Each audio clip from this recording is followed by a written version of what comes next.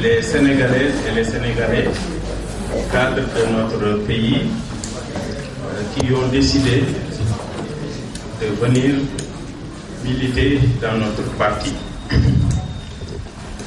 Ce parti que nous avons créé avec des Sénégalaises et des Sénégalais est un parti politique d'obédience libérale. Nous voulons prôner le libéralisme social. Donc, il a été créé à la suite d'une situation que vous connaissez déjà. Au sortir donc des dernières élections législatives, nous nous sommes réunis pour évaluer les résultats obtenus par la coalition d'alors qui nous avait porté, c'est-à-dire le Bokk Gis Gis. Nous avons pu analyser la situation d'une manière lucide et conclure que le résultat que nous avions obtenu n'était pas si mal par rapport à ce que certains, d'une manière précipitée, avaient déjà dit sur ce même résultat. Les péripéties qui nous ont conduits ne nous ont pas permis de préparer avec toutes les chances requises à ces élections. Mais néanmoins, nous avons pu, en 1 mois et demi, obtenir 150 000 voix environ et se positionner en 3e place après la coalition gouvernementale et le PDS qui avait déjà 40 ans et 12 ans de pouvoir. Donc le résultat n'était pas si mal. C'est à la suite de cela que nous avons décidé de créer ce parti donc, qui est dénommé la Convergence démocratique Bokk Gis Gis. Comme je viens de vous le dire, il n'est pas besoin d'y revenir. Mais nous avons quand même, depuis la création de celui-ci, nous avons tenté, contrairement à ce que nous avions connu, à chaque fois qu'un parti se créait, on mettait en avant une personne. On n'a jamais vu, depuis lors, un parti qui est créé et qui a mis en avant un programme de gouvernement. Ce programme est articulé autour de 3 grands secteurs. Le premier secteur est le secteur de l'agriculture. Mais ce que nous avons dit dans ce secteur, je peux dire que personne ne l'a encore dit.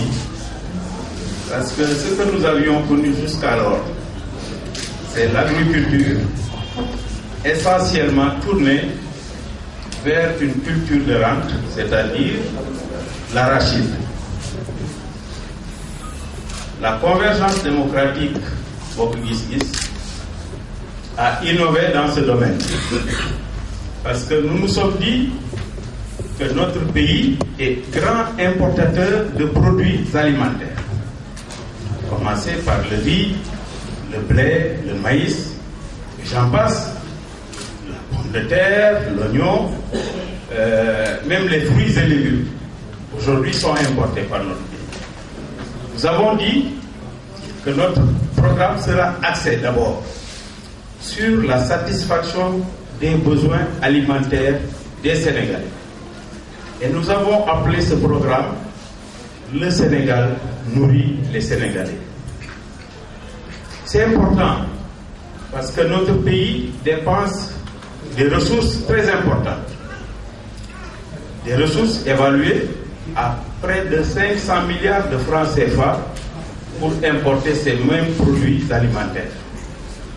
Donc, nous pensons que si notre pays arrive à régler cette question, il règle doublement plusieurs problèmes.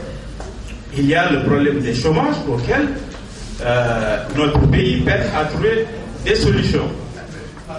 il y a le problème des denrées de première nécessité pour lesquelles également notre pays peine à trouver des solutions.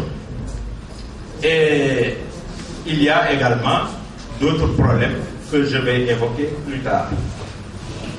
Donc, nous nous sommes dit que nous devons donc tout faire pour que notre programme soit en mesure de proposer des solutions à ce niveau-là, c'est-à-dire régler définitivement le problème pour lequel 70% des Sénégalais, pour lequel donc 70% de nos compatriotes s'activent, c'est-à-dire l'agriculture. Dans ce domaine, il y a également un autre volet important qui, dès que ce problème est réglé, va se mettre en place. Les PMI de transformation, les industries de transformation se mettront en place parce que beaucoup de ces produits vont être transformés, naturellement. Mais nous disons également que dans le cadre de l'agriculture, le Sénégal a des potentialités liées à des produits qui sont destinés à l'exportation. Il y en a beaucoup. Il y en a beaucoup. Les agronomes me diront qu'il faut travailler sur ce dossier. Je pense que vous êtes aujourd'hui nos cadres, vous allez y travailler, tous les cadres. Nous allons constituer un comité scientifique qui va y travailler. Nous avons déjà des cadres de notre parti qui se trouvent à l'extérieur, qui commencent à réfléchir sur la question.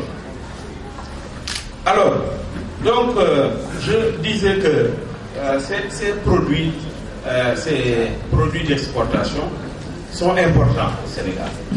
Il y a même quelque chose, certains me diront que peut-être ce n'est pas important, mais il est très important.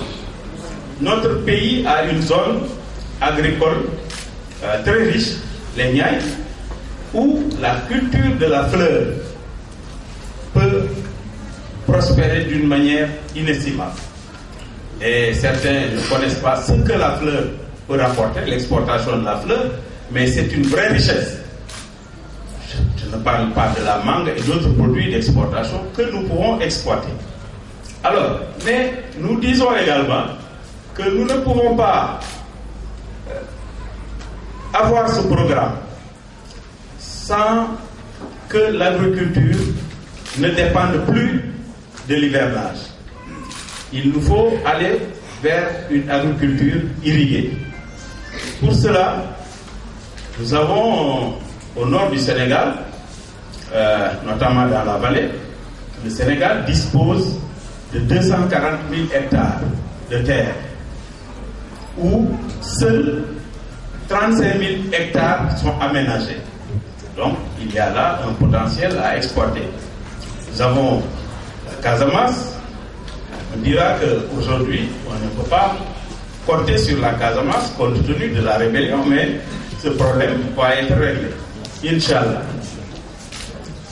Alors, il y a également tout le long du fleuve Gambie jusqu'au Sénégal oriental.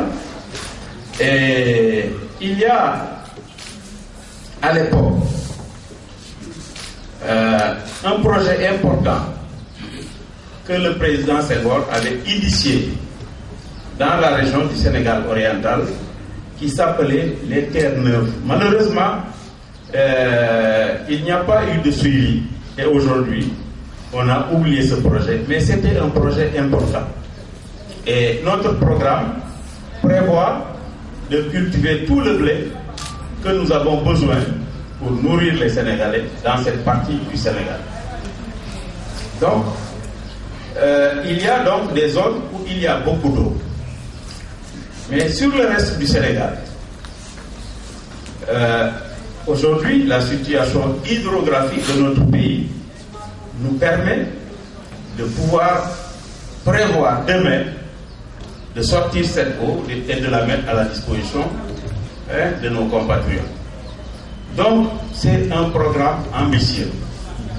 il y a maintenant, on me dira, les moyens pour atteindre les objectifs qui seront fixés, mais il suffit d'avoir la volonté politique d'abord.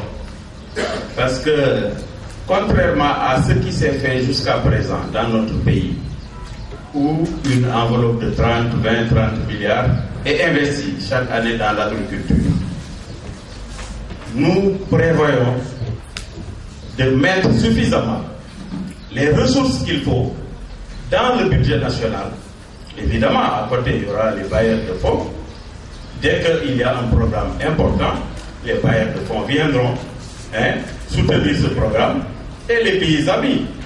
Le Sénégal dispose à travers le monde de pays amis qui viendraient accompagner ce programme-là qui pourrait aider notre pays. Donc, le premier volet, donc, brièvement résumé, il y a également le secteur de l'artisanat, qui est un secteur important, que Thierno connaît bien. Donc, ce secteur-là constitue en France le premier poste budgétaire. Alors, je pense que quand on parle de l'artisanat, il ne se limite pas à l'artisanat d'art. On parle du secteur artisanal qui regroupe plus de 130 métiers. Il faut que les gens nous comprennent. Donc, ce secteur-là, si vous allez au Maroc, par exemple, vous verrez le dynamisme du secteur artisanal. Et le Sénégal peut faire comme le Maroc ou mieux. Donc, ce secteur-là est important aussi. Il va nous permettre de créer beaucoup d'emplois pour la jeunesse. Le troisième grand secteur, c'est le secteur également, le secteur du tourisme. Et là, je pense que quand on parle du tourisme également, certains pensent que c'est le ministre qui doit développer ce secteur.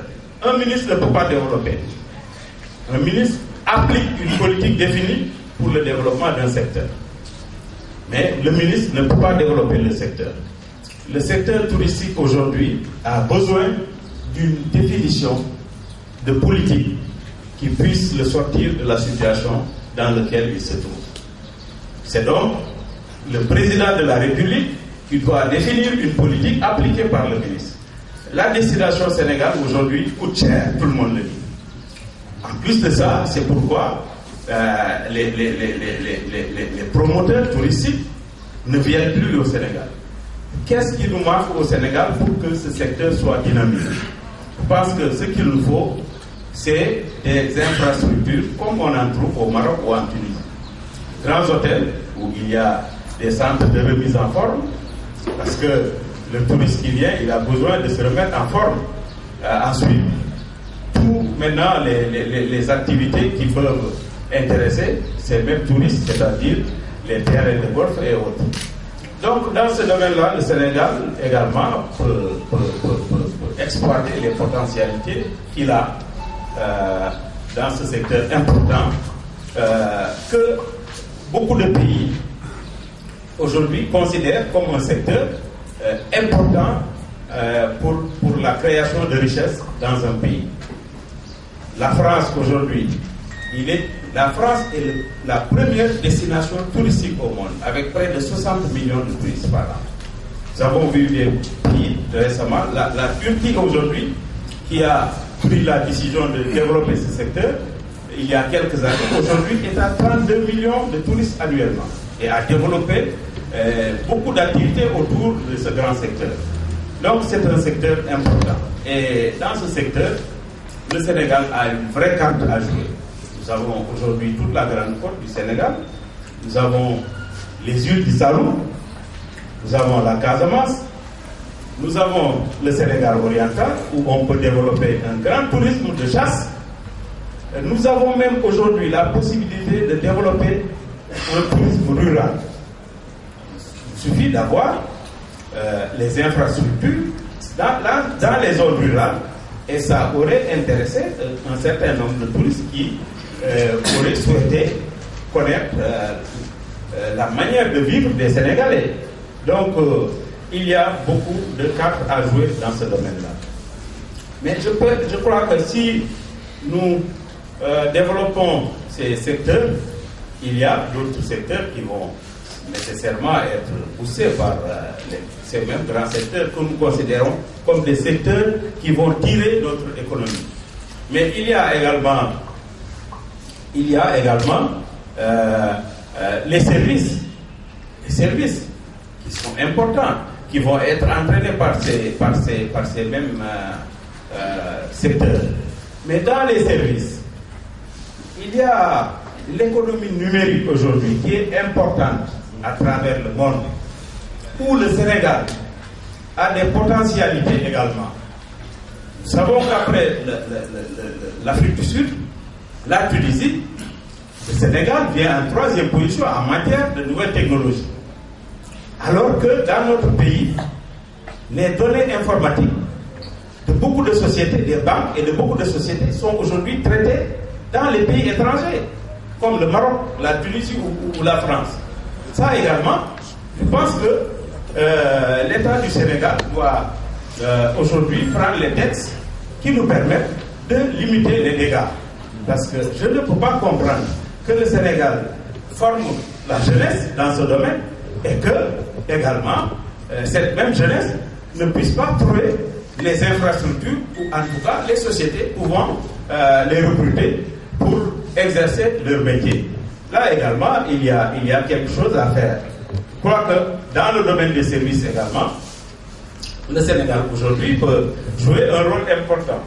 Il y a le Maroc qui se positionne, par exemple, pour les centres d'appel, le Maroc, la Tunisie et le Sénégal a les mêmes atouts, sinon plus.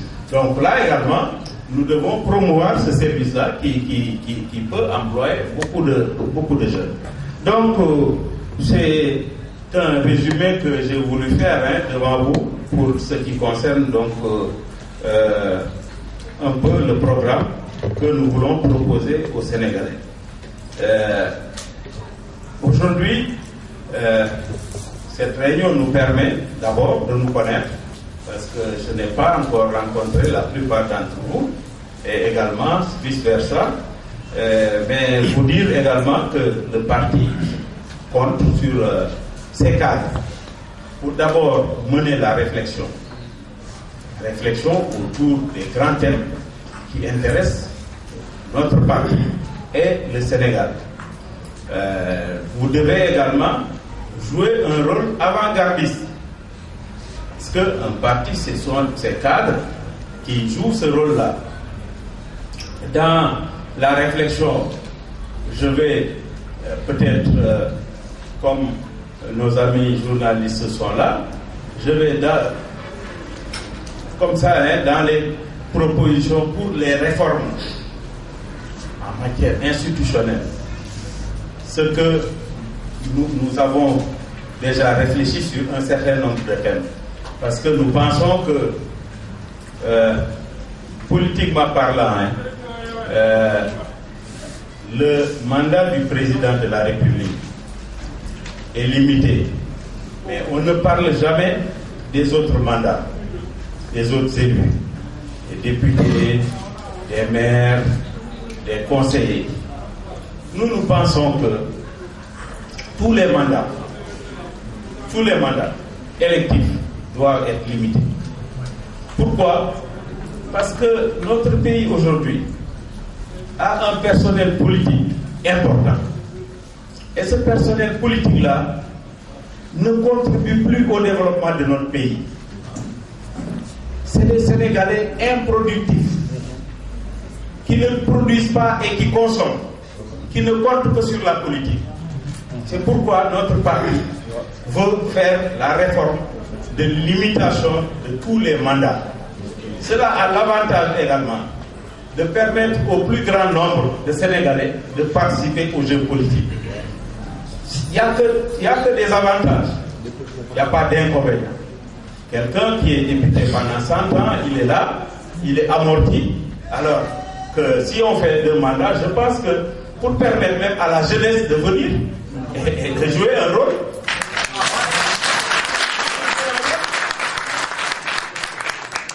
ces mandats-là doivent être limités.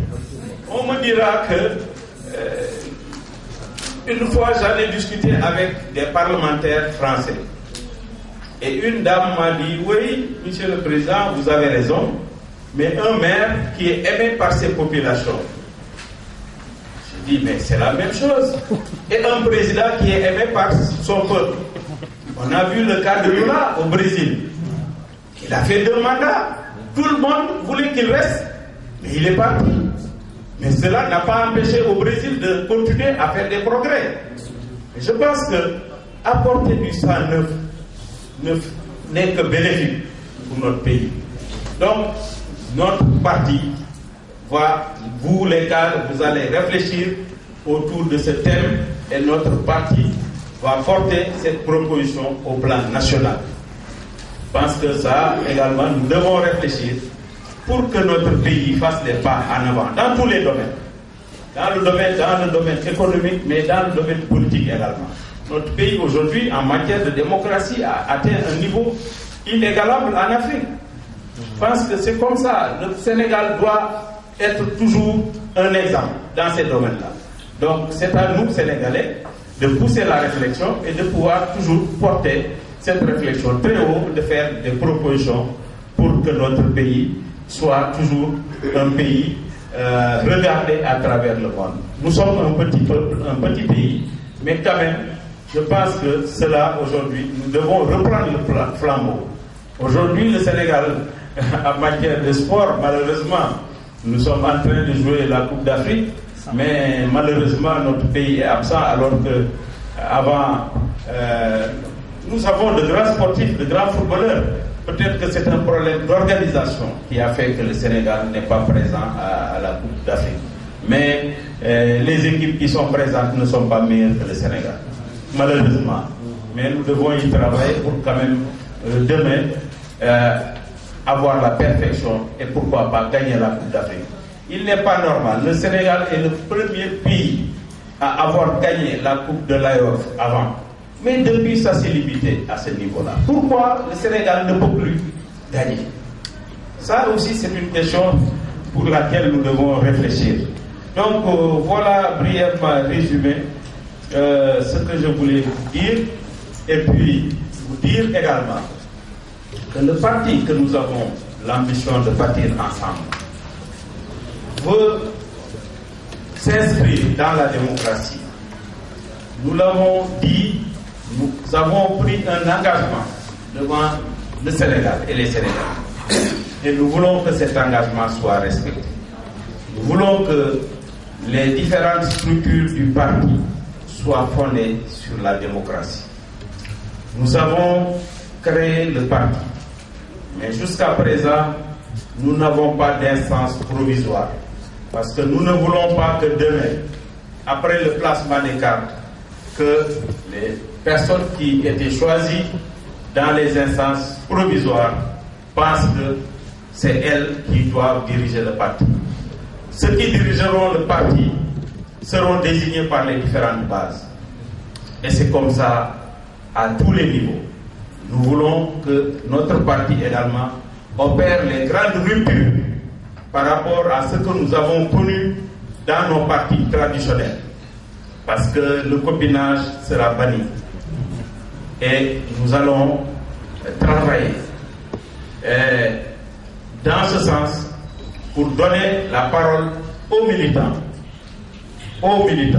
Il faut qu'au niveau des bases, que les discussions s'engagent et que la parole soit libre, que chaque militant exprime sa pensée ou ses idées par rapport aux questions qui sont posées. La direction du parti aussi fera également la même chose. Et donc, nous avons commencé le placement des cartes depuis, je crois, 15 jours. Et à ce jour, donc, nous avons placé 50 000 cartes.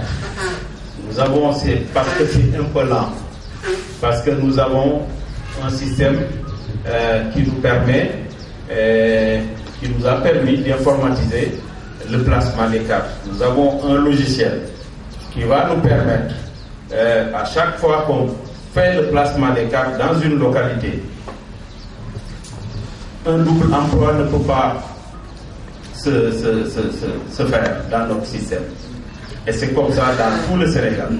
Parce que nous avons un fichier fiable qui va nous permettre également de pouvoir, comme ça, placer les cartes et demain installer nos structures. Et nous allons par la même occasion, pendant les élections locales à venir, pour la confection de nos listes, nous allons nous fonder sur le placement des cartes. Parce que quelqu'un qui a 10 secteurs ne peut pas être comparé à quelqu'un qui a 2 secteurs. Donc, les listes seront faites en fonction du poids de chaque responsable. Donc, ce qui veut dire que dans chaque localité, nous, on ne s'immisce pas dans les affaires de la base. C'est la base qui décide de qui doit la diriger. Donc, il faut que les choses soient claires. Je ne peux pas donner un poste à quelqu'un. Kerno ne peut pas donner un poste à quelqu'un. Celui qui aura le poste, c'est lui qui travaillera pour avoir ce poste-là. Il faut que ça soit clair dès le départ. Si on accepte les règles du jeu, je pense que ce sera clair et tout le monde acceptera de ce qui en découlera demain, en tout cas pendant la désignation des différents responsables du parti. Nous sommes en train de faire notre petit bonhomme de chemin. Aujourd'hui, notre parti est présent dans toutes les collectivités locales du Sénégal. Et notre ambition, c'est de faire en sorte que d'ici à 6 mois, que notre parti soit présent dans chaque village du Sénégal. C'est ça notre ambition. Donc, nous avons dépassé également, il y a une réflexion que nous devons engager déjà, parce que il y a une certaine confusion dans le jeu politique du Sénégal. Il y a 200